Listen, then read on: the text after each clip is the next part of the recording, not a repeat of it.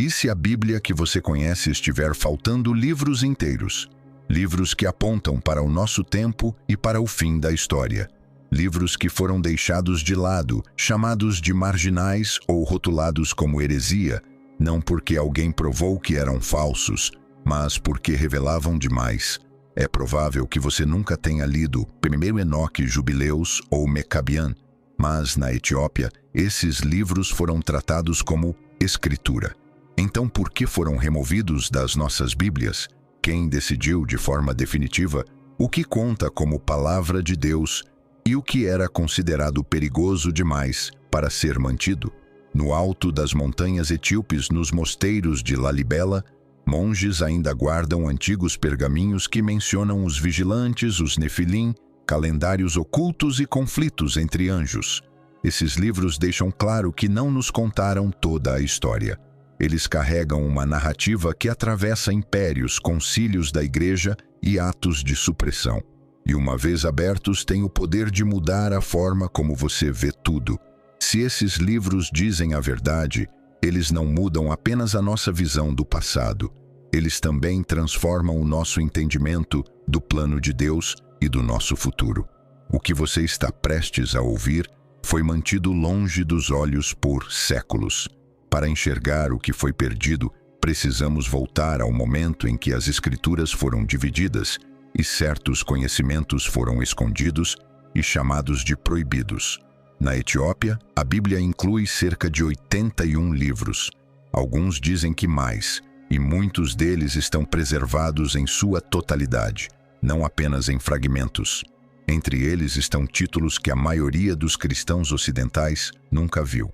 O primeiro livro de Enoque, Jubileus, Mecabian, e também 1, 2 e 3 Mecabian, que não são os mesmos Macabeus encontrados nas Bíblias católicas. Há também a oração de Manassés, o Paralipômenos de Jeremias e 4 Esdras. Na Igreja Ortodoxa Teuarredo Etíope, esses livros não são tratados como notas adicionais, eles são tratados como escritura, lidos em cultos, estudados por sacerdotes e transmitidos através das gerações. Esses livros são guardados em bibliotecas de pedra, construídas nos penhascos de regiões como Tigré e Gondar. Ali, monges armazenaram manuscritos embrulhados em pele de animal por gerações. Os textos são escritos à mão em ge'ez, uma antiga língua semítica que já era usada antes de muitos dos concílios da Igreja decidirem o que contaria como palavra de Deus. Nesses manuscritos, Enoque é mostrado caminhando entre anjos, a queda dos vigilantes é descrita, e o calendário e a idade da humanidade são apresentados de forma diferente. Esses escritos influenciaram o judaísmo primitivo, aparecem nas ideias conhecidas como teologia do Segundo Templo e estão conectados aos textos encontrados nos manuscritos do Mar Morto. Quando os manuscritos do Mar Morto foram descobertos nas cavernas de Qumran, pesquisadores encontraram fragmentos de Enoque e Jubileus entre eles. Isso mostrou que esses livros não eram invenções tardias nem histórias locais. Eles faziam parte de um fluxo espiritual mais antigo que percorreu o judaísmo primitivo e pode ser ouvido por trás de partes do Novo Testamento. Nas tradições ocidentais, muito desse material foi removido e soterrado sob longos debates sobre quais livros deveriam permanecer e sob sistemas de teologia atrelados ao poder imperial. A formação do cânone ocidental não foi guiada apenas pela teologia. O poder também teve um papel. Quando líderes definiram a lista de livros em reuniões como o Concílio de Laodiceia, no século IV, e no trabalho de figuras como Atanásio e Jerônimo, fizeram escolhas para fortalecer sua autoridade, definir a crença correta e limitar o que viam como divergências perigosas.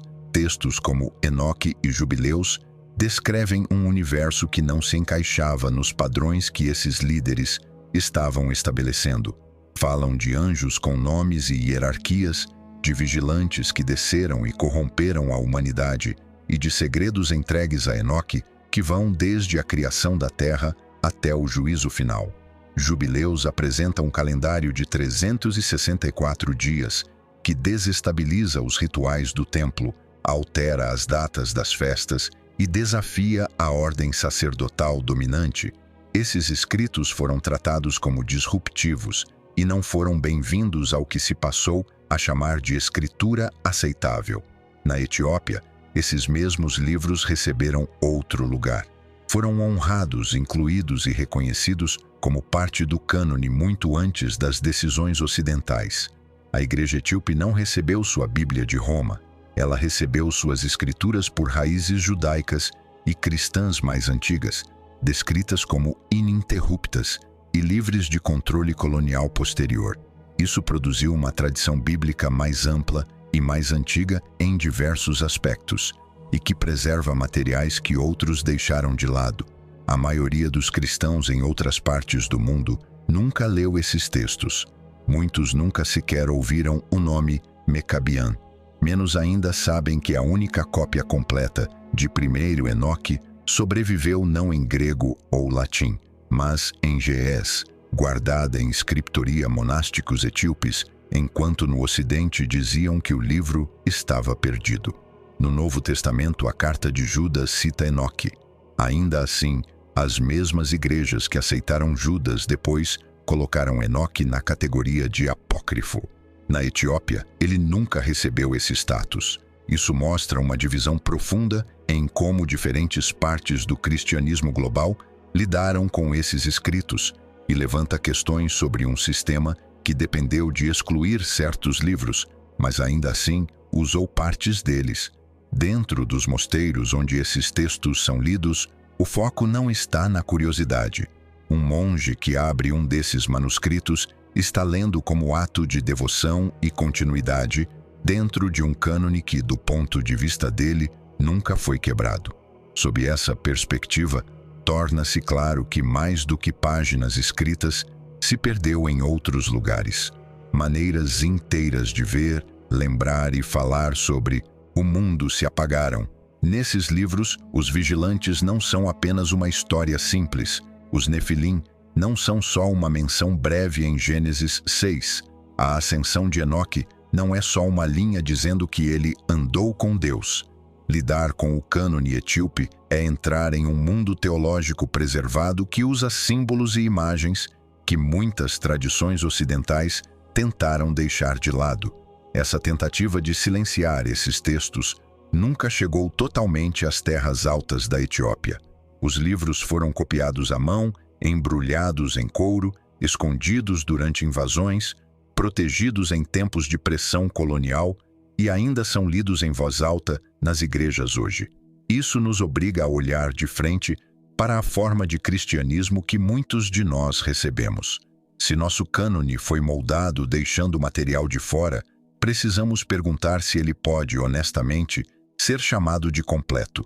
Os antigos manuscritos agora descansam em estantes, com encadernações rachadas e tinta desbotada, mas seu conteúdo permanece.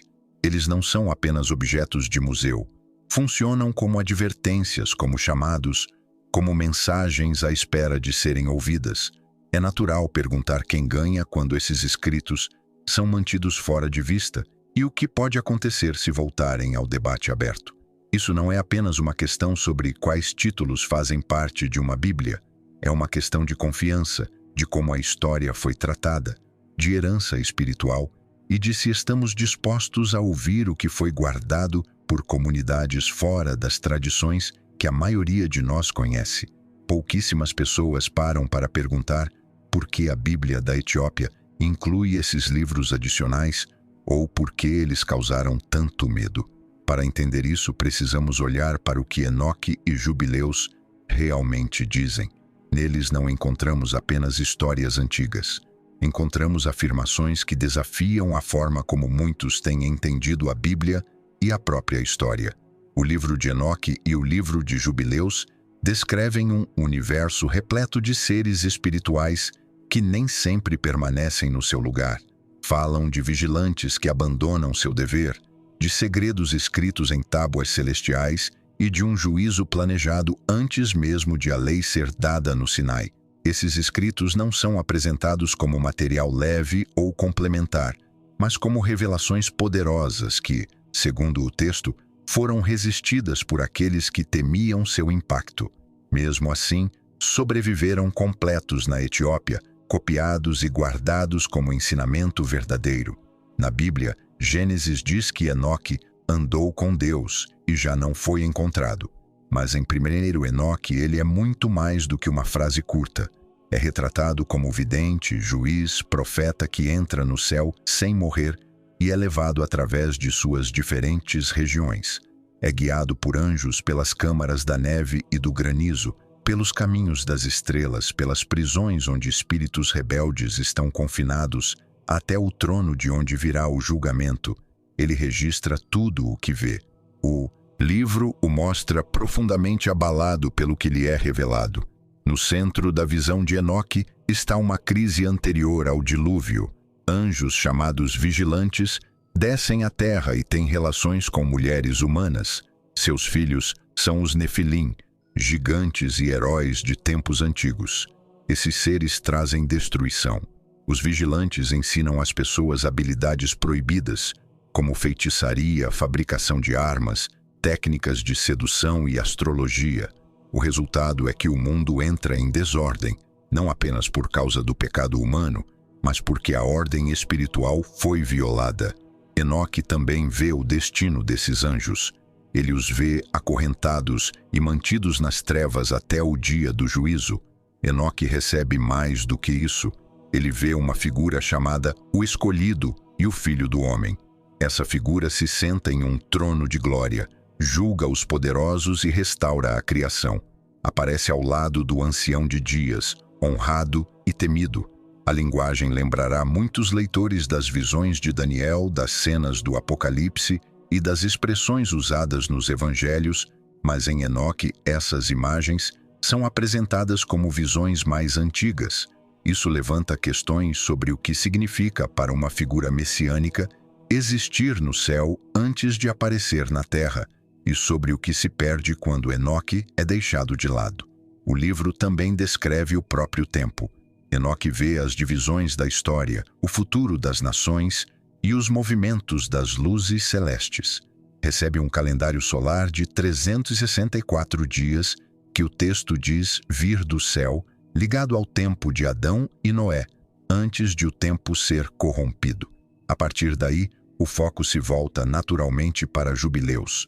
Jubileus é muitas vezes chamado de Pequeno Gênesis, mas seu conteúdo é vasto. Reconta as histórias da criação, dos patriarcas e do Êxodo como são explicadas a Moisés por um anjo no Monte Sinai. Apresenta a história em blocos de 49 anos, chamados Jubileus, e vê o tempo como algo ordenado e revelado. Afirma que a humanidade não apenas falhou moralmente, mas também se rebelou ao abandonar o padrão de 364 dias que Deus estabeleceu. Nessa visão, alterar o calendário é descrito como uma ruptura grave com a ordem do universo. Jubileus faz mais do que repetir Gênesis. Acrescenta nomes e detalhes. Dá o nome da esposa de Noé, nomes das mães das tribos e fala de pecados ocultos de Caim. Descreve uma luta entre forças angelicais que moldam as escolhas humanas.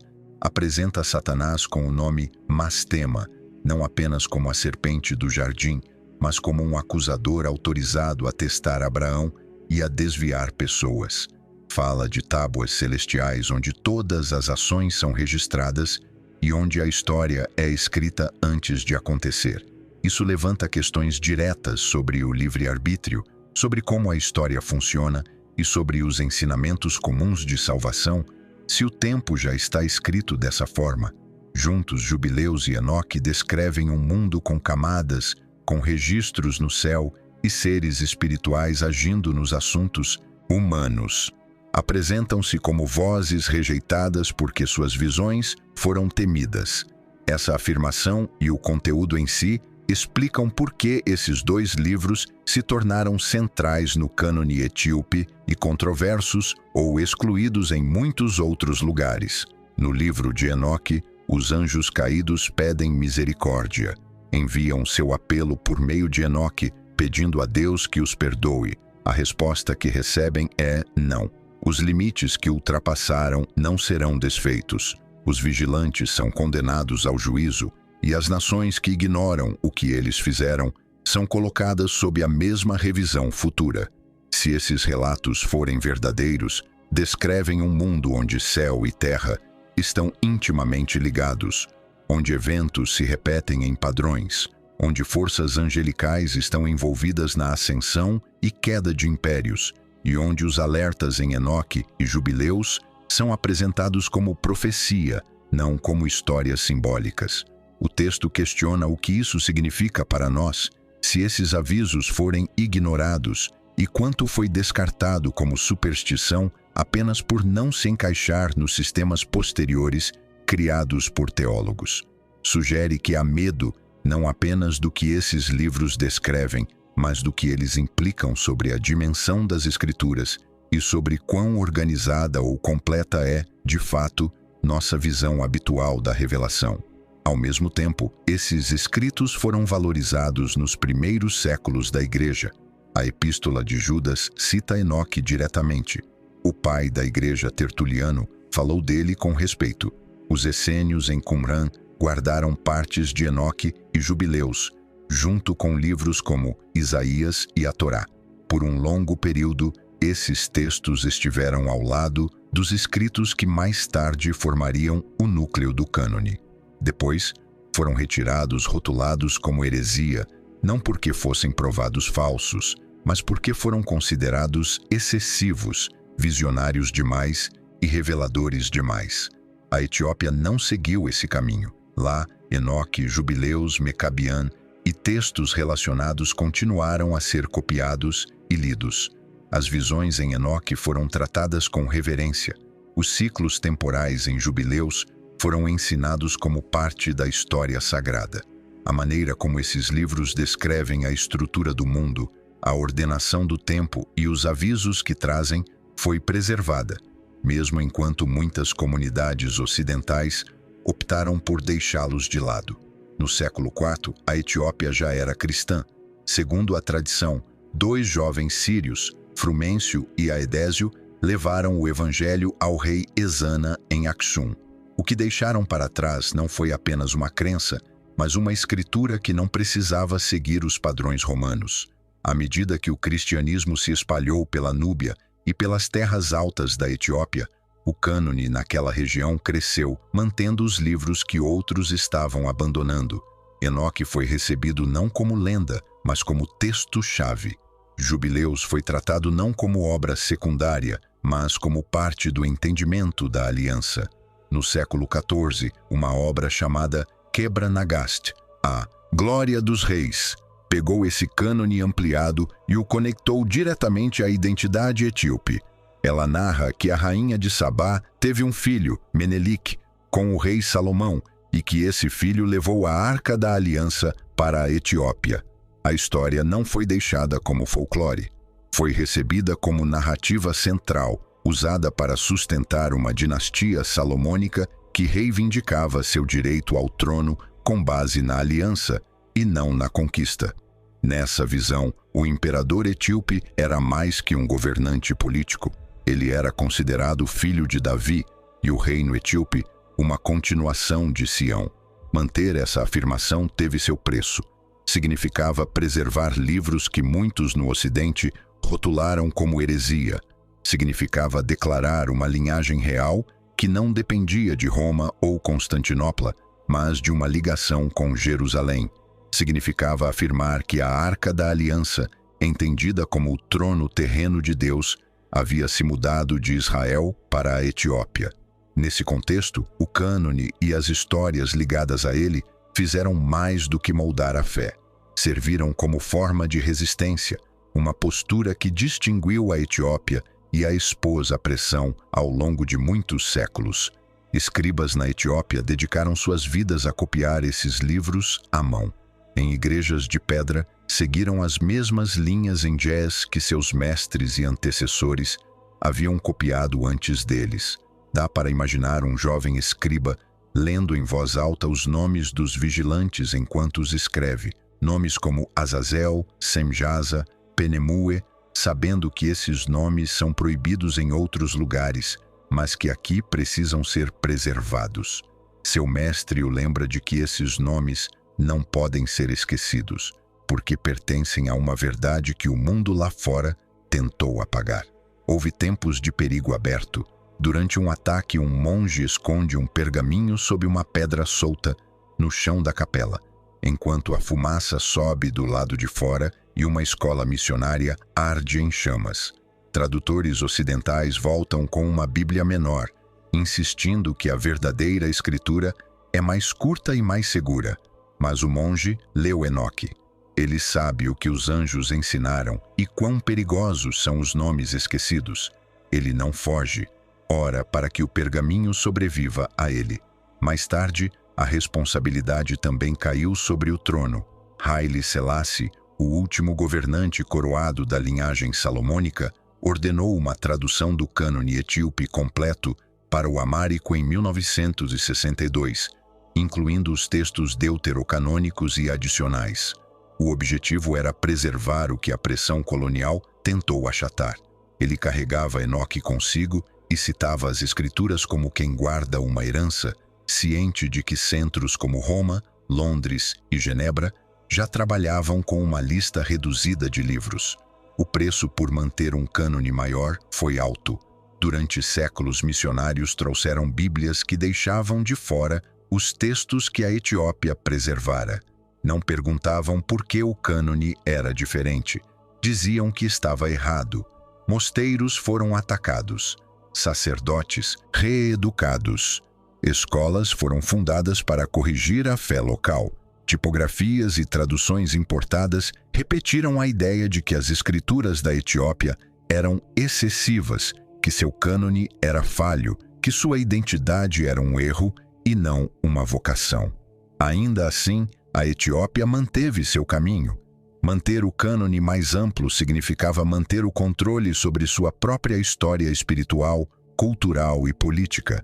Aceitar os 66 livros ocidentais como padrão teria significado abrir mão das histórias que definiam a Etiópia como não apenas cristã, mas escolhida.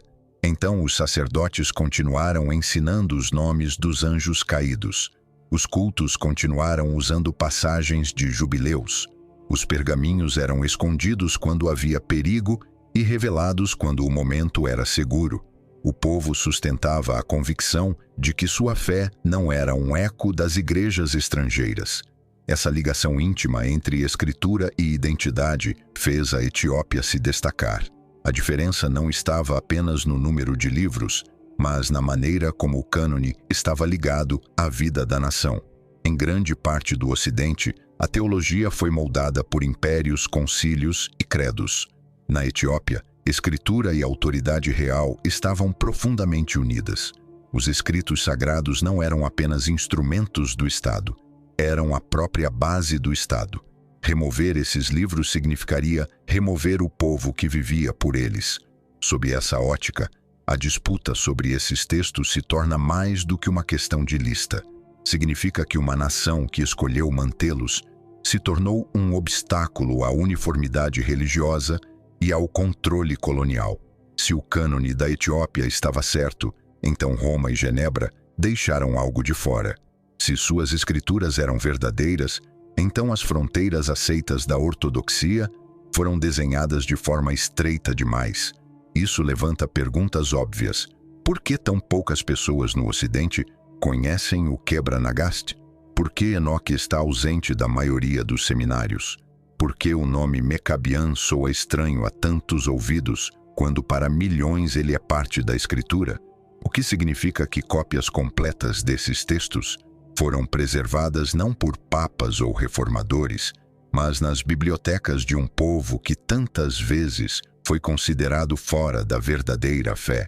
O que isso revela sobre quem decide o que conta como palavra de Deus e sobre o risco de ignorar tradições que se recusaram a ser silenciadas? A Etiópia fez mais do que guardar esses livros. Viveu por eles, moldou seu império em torno deles, sofreu por causa deles e orou com suas palavras. Esse uso contínuo representa um desafio a qualquer forma de cristianismo que tente reduzir o mistério. É difícil falar de cânon sem falar das pessoas que o sustentaram, e difícil chamar a Bíblia de completa enquanto se recusa a reconhecer aqueles que continuaram lendo o que outros deixaram de lado. Hoje, os textos ainda estão lá, junto com a linha de fé que os protegeu e os cultos que ainda os proclamam em voz alta.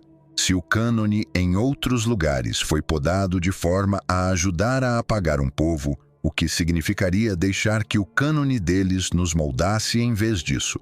A próxima parte desta história segue essa pergunta até o registro da supressão, o longo esforço para silenciar essa tradição por meio da força, da tradução e do fogo, e o fato de que, apesar de tudo isso, essas escrituras não desapareceram. Quando as igrejas ocidentais se moveram contra o cânone mais amplo da Etiópia, começaram com livros, não com armas. As missões chegaram com cartas e bíblias traduzidas. Jesuítas vieram no século XVI e protestantes no século XIX. Seu objetivo declarado era corrigir o cristianismo etíope e aproximá-lo dos padrões de Roma ou Genebra. Usavam bíblias impressas, reduzidas a 66 livros, apresentando essas versões como o verdadeiro padrão. Nos lugares onde chegaram, Enoque ainda era cantado, Mecabiã era usado em oração, e Jubileus era lido de púlpitos de pedra. Os visitantes chamavam esses textos de acréscimos. Os etíopes continuavam a chamá-los de escritura. Esse conflito passou rapidamente do ensino para o controle. Grupos ocidentais investiram em novas traduções, fundaram escolas e imprimiram bíblias que deixavam de fora, propositalmente, os livros deuterocanônicos etíopes. As crianças eram ensinadas de que os textos de seus pais eram ultrapassados e de que as novas bíblias importadas eram as corretas. O cânone mais amplo da Etiópia foi rebatizado como cultura e não teologia, admirado por sua beleza, enquanto sua autoridade era negada. Assim, o esforço para apagar esses livros tomou a forma de ajuda e amizade na superfície, mas operava por baixo como substituição da memória e da escritura. Dentro da Etiópia, o padrão antigo continuava. Livros eram copiados à mão. Pergaminhos em estojos de couro passavam de mosteiro em mosteiro. Monges estavam dispostos a viajar grandes distâncias para ouvir Mecabiã ou comparar um manuscrito raro de Enoque. Esses textos não eram apenas estudados, moldavam a oração, o jejum e os dias santos, estabeleciam o ritmo do ano. Ao mesmo tempo, gráficas ocidentais produziam grandes quantidades de bíblias com apenas 66 livros e as espalhavam amplamente, removendo tudo o que não se encaixasse nessa lista reduzida. O resultado foi mais do que simples perda. Significou que vozes ligadas ao cânone mais amplo foram empurradas ao silêncio. O estreitamento do cânone não foi deixado ao tempo ou ao acaso. Foi impulsionado pelo poder. Uma Bíblia menor tornava o controle mais fácil. Uma lista uniforme de livros facilitava o acordo global. Resistir ao cânone etíope era afirmar que cidades como Roma, Londres ou Berlim tinham uma visão mais clara do que Deus havia dito. Isso leva a perguntas óbvias. Se o cânone etíope tivesse sido aceito em todo lugar, como seria a história da Igreja? Quais doutrinas teriam tomado formas diferentes? Quais temas apocalípticos teriam se tornado centrais? E se as histórias dos anjos caídos em Enoque tivessem sido ensinadas ao lado das cartas de Paulo? E se o calendário detalhado de Jubileus tivesse moldado o ensino comum sobre o fim, em vez de ser escondido? O esforço para excluir esses textos foi ativo, não passivo. Fez parte de uma remodelação planejada do cristianismo global, e a Etiópia bloqueou esse plano. Houve atos abertos de resistência. Algumas igrejas recusaram dinheiro ocidental em vez de abrir mão de seus livros. Alguns grupos mantiveram escolas em segredo, onde o cânone completo ainda era ensinado.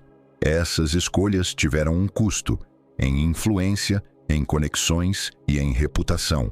Mas continuaram, porque abrir mão do cânone significaria abrir mão do núcleo de sua identidade. As pessoas costumam elogiar a igreja etíope por ser muito antiga, mas raramente perguntam quais escrituras ela realmente preservou. Sua resistência é notada, mas os livros que a ajudaram a resistir geralmente são ignorados. Ao mesmo tempo, o grupo que guardou esses textos foi frequentemente empurrado para as margens da teologia moderna. Há uma ironia nisso. Igrejas ocidentais falavam como se estivessem levando a palavra de Deus à Etiópia, embora a Etiópia já carregasse sua própria forma dessa palavra muito antes de o Ocidente ter definido sua própria lista de livros. Essa forma etíope não era superficial, era mais completa e mais antiga, e essa plenitude foi tratada como um problema. Deixar de lado o cânone etíope significava deixar de lado mais do que alguns títulos. Era excluir uma maneira inteira de pensar, na qual anjos se movem entre os homens, o tempo é determinado por um padrão celestial e a profecia está aberta àqueles que estão prontos para recebê-la. Esse tipo de mundo não podia ser facilmente submetido ao controle externo, então foi descartado. Mesmo assim, a tradição não desapareceu. Os nomes de Enoque e Mecabian continuaram em uso regular. Crianças cresceram ouvindo esses nomes ao lado de Mateus e João.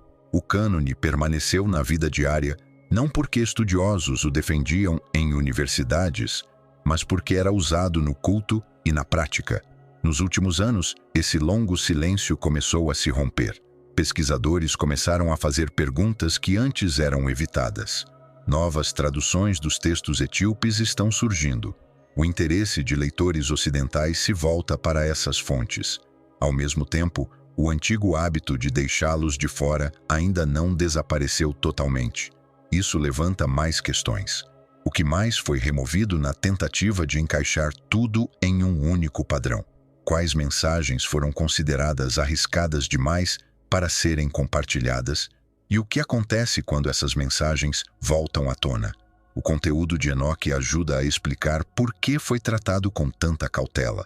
O livro faz mais do que descrever visões. Ele emite juízos, identifica poderes espirituais, fala de impérios que cairão e de uma figura divina que julgará não apenas os erros humanos, mas também os vigilantes, os governantes espirituais que ultrapassaram seu lugar. Por muito tempo, Enoque foi tratado como escritura. Lê-lo em voz alta é entrar em um retrato do mundo invisível, que é estruturado, hierárquico e já em conflito consigo mesmo. Na versão etíope de Enoque, os anjos caídos descem, ensinam habilidades proibidas à humanidade e são mantidos sob as montanhas até o tempo do juízo. O dilúvio é mostrado como resposta não apenas à maldade humana, mas também ao dano causado por aqueles que trouxeram artes proibidas ao mundo, incluindo a guerra e a feitiçaria. Enoque também revela outra figura além desse juízo. Ele é chamado o eleito, o filho do homem, o justo juiz. Ele se senta ao lado do ancião de dias, julga reis, quebra o orgulho das nações e traz luz duradoura aos que são considerados justos pelo céu. Esse filho do homem é apresentado como um rei real com autoridade, não como símbolo. Cenas assim lembram muitos leitores de passagens de Daniel, do Apocalipse e dos Evangelhos, mas em Enoque aparecem como material anterior.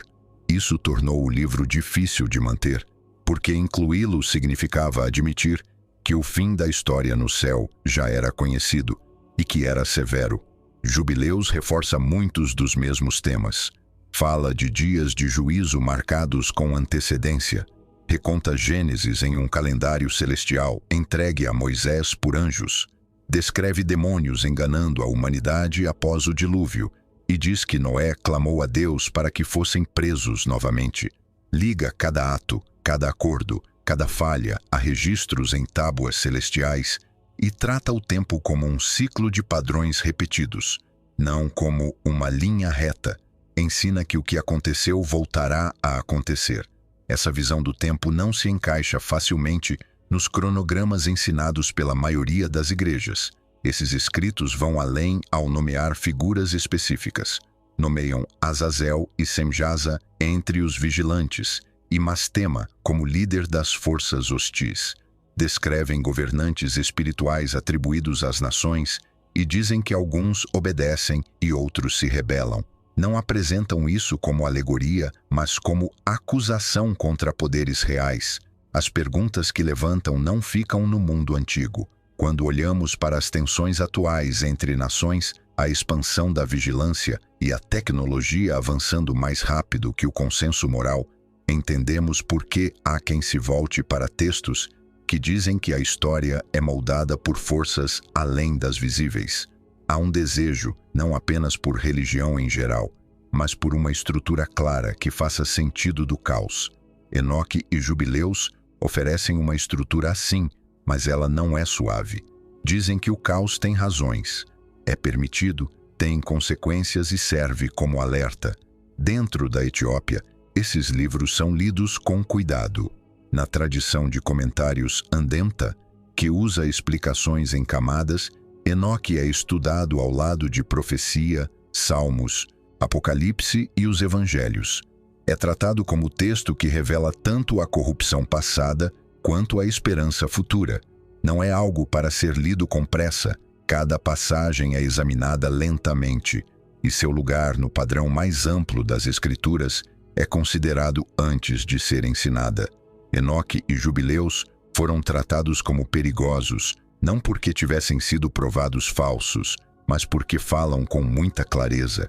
Não deixam muito espaço para ideias vagas e seguras. Mostram que a humanidade não é o foco principal, mas parte de um conflito maior. Somos apresentados como um lugar de luta e como testemunhas. Esses textos foram reprimidos durante séculos, mas agora estão de volta. Estão sendo traduzidos, ensinados e lidos novamente. Algumas pessoas veem esse retorno como parte dos próprios padrões descritos nos livros, com os vigilantes e o Filho do Homem não esquecidos, mas aguardados. Em seminários na Europa e na América do Norte, há agora encontros e cursos sobre a tradição enoquiana. Editoras acadêmicas estão publicando comentários etíopes que antes foram deixados de lado. As pessoas começam a perguntar o que foi excluído e o que permaneceu nas margens. Em Enoque, lemos que as estrelas testemunham contra o comportamento humano, que o movimento da lua expressa tristeza por nossa corrupção e que a própria criação clama por renovação. O texto apresenta isso como mais do que emoção. É descrito como uma angústia profunda no tecido do mundo. O quadro que oferece é então comparado à agitação na natureza, ao conflito na política e à confusão espiritual do nosso tempo. A sugestão é que estamos vendo o que Enoque viu, mas já não temos suas palavras para descrever. Os livros retornam para oferecer novamente essas palavras e para apontar mais uma vez para o Filho do Homem, como escritos que foram guardados por um tempo e então abertos. Isso nos coloca num momento presente em que textos há muito suprimidos voltam à tona, onde o desejo espiritual encontra advertências antigas e onde alguns buscam além das tradições familiares para recuperar materiais mais antigos. Enoque e Jubileus não oferecem consolo, trazem intensidade. Uma vez lidos, não são facilmente esquecidos. O fato de estarem sendo lidos novamente em universidades, igrejas e conversas particulares aponta para uma mudança. Vozes que foram caladas estão sendo ouvidas de novo, e como as pessoas reagem a isso afetará mais do que apenas a organização de suas Bíblias. Hoje, o retorno desses escritos é visível em contextos comuns.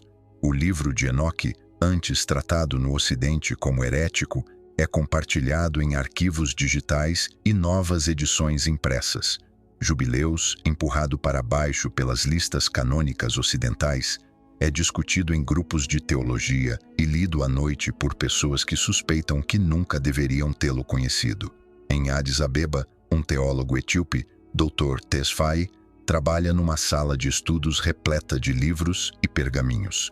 Sobre sua mesa há uma tela com o escaneamento de um manuscrito de um mosteiro na região de Tembien. Ele diz a um aluno que a página que estão lendo foi copiada no ano de 1493 antes da impressão da primeira Bíblia em inglês, e que ela carrega profecias que o Ocidente ainda não aceitou plenamente. Para eles, ler essa página não é apenas coletar dados. É uma escolha de manter a memória num mundo que prefere a conveniência. Cada vez que alguém abre Enoque hoje e lê sobre o Filho do Homem ao lado do Ancião de Dias, isso é apresentado como um movimento deliberado de volta a essa visão antiga. Cada vez que Jubileus é citado sobre o tempo sagrado e as tábuas celestiais, isso desafia a ideia de que os poderes externos tiveram a última palavra sobre a Escritura. O texto apresenta isso não como nostalgia, mas como um novo despertar. Em Roma, um pequeno grupo se reúne em um apartamento transformado em capela. Alguns têm origem etíope, outros simplesmente foram atraídos até lá. No chão, uma cópia gasta de Mecabian, com capa desbotada e páginas marcadas. Eles também leem de Sirácida, que ainda é usado por sacerdotes etíopes e foi removido das Bíblias padrão do Ocidente. Sirácida traz conselhos sobre honrar a Deus, manter a humildade e viver sob a ordem divina. Uma mulher lê em voz alta a história dos combatentes macabeus como pessoas que foram mais que soldados, foram rebeldes espirituais. A sala fica em silêncio porque a descrição parece se alinhar com sua própria situação. Alguém diz: somos nós. É isso que não queriam que soubéssemos. Cenas como essa estão se multiplicando. Acadêmicos que antes deixavam o cânone etíope de lado estão retornando a ele. Painéis em grandes conferências o discutem. Em uma universidade em Oxford, um curso sobre cânones alternativos do cristianismo começa com uma palestra sobre o que as visões de Enoque significam para a teologia. Em uma igreja no meio-oeste americano, um pastor menciona discretamente os vigilantes durante um estudo bíblico no meio da semana e chama isso de especulação. As pessoas reagem fortemente. Isso mostra que esses textos falam em um tempo de fome espiritual profunda. Não oferecem consolo fácil, desafiam e perturbam, e esse senso de seriedade é parte do motivo pelo qual muitos são atraídos por eles. O retorno desses livros não é apenas um projeto acadêmico, é também uma questão de devoção. Num mosteiro perto de Wuchro, um monge noviço recebe uma nova cópia de Jubileus. Seu mestre lhe diz que essas não são verdades novas, mas antigas que estão ressurgindo. O noviço sabe que passará anos memorizando trechos antes de poder ensiná-los. É assim que esses textos são tratados com seriedade. Fora da Etiópia, um grupo de jovens ortodoxos etíopes na América do Norte inicia um projeto online para traduzir o cânone completo para o inglês simples. Eles querem não apenas manter sua tradição, mas corrigir a forma como ela foi marginalizada. À medida que publicam cada livro, recebem mensagens de vários países. Uma mulher no Brasil pergunta por que ninguém lhe falou desses textos. Um estudante de seminário na África do Sul pergunta o que mais foi escondido deles.